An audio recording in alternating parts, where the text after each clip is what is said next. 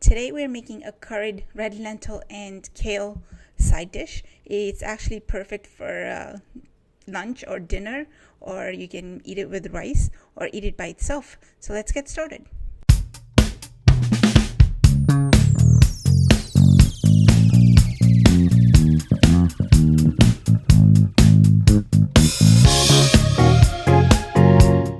I'm going to start by adding 1 tablespoon of oil to 5 cups of chopped kale.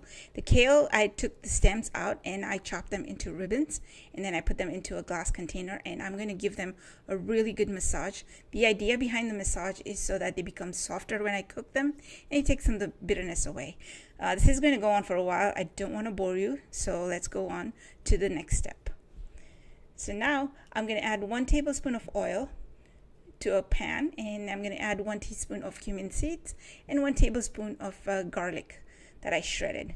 I'm going to give it a quick stir, and then I'm going to add about a 1/4 cup of red onions that are finely diced, and I'm going to add 1 red Thai chili. Those are actually spicy, so you may want to adjust to your taste.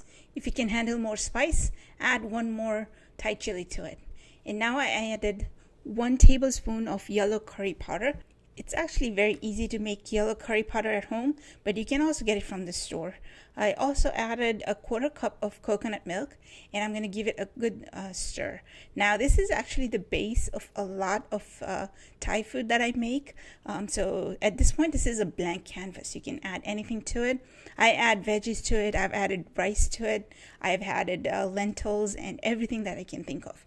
But look at that color. Isn't that just the most beautiful color you've ever seen? This is actually the color that you will see a lot of the Thai dishes. The Thai curries have this yellow color, and this is how they get it, is because of the yellow curry powder. So now I add about 3 cups of cooked lentil. Before they were cooked, they were 2 cups. So after cooking, they turn into about 3 cups of lentil. And I'm going to add it to this and give it a good stir. So now I add the kale to this. After I massaged it, I actually put it in the refrigerator while I cooked all the other ingredients. So this way it is nice and soft, and it has had time to marinate. So once I put it into this, it's going to cook really quickly, and it's going to be soft and delicious. So let me stir it in.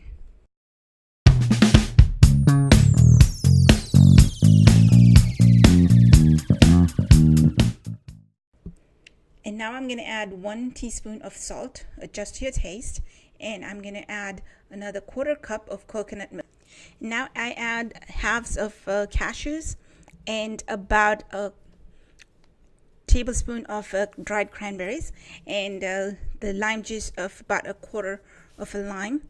The best part about this is the cashews, because the cashews are so crunchy. They'll add a nice crunch to this, and the cranberries add a natural sweetness, so I didn't have to add like maple syrup to it or anything like that. It turns out beautifully the way it is. So once you've done all of that, just give it a final stir, and you can put it into meal prep containers and enjoy it all week, or you can just eat it right out of the pan, which is what I do all the time anyway. So I was actually planning to use this in a meal prep recipe, but I ended up just eating everything right out of the pan, so because it's so good. So make this, and you can tell me what you think of it, and I will see you in the next recipe.